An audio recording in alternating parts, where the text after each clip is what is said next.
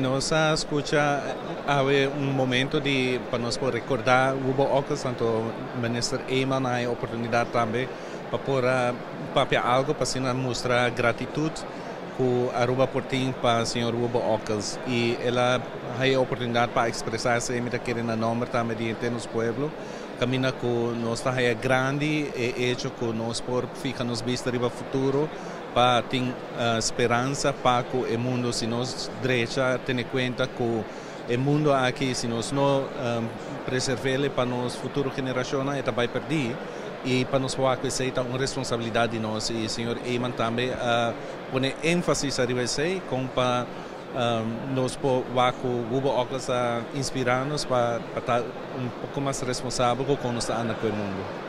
Ik vond het naast het verhaal van zijn vrouw Joos van Wubbo de meest ontroerende verhaal wat ik gehoord heb. Ik vind het heel bijzonder dat hij de moeite genomen heeft om speciaal hiervoor naar deze bijeenkomst in de Westerkerk te komen.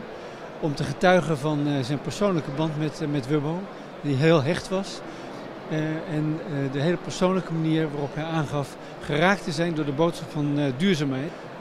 Eman heeft laten zien dat het hem werkelijk diep in zijn hart geraakt heeft. Dat hij echt van plan is om het geestelijke erfgoed van Wubbo op Aruba zo tot leven te brengen dat Aruba in 2020 het eerste energie-neutrale eiland ter wereld is. En hij heeft me daar echt van overtuigd.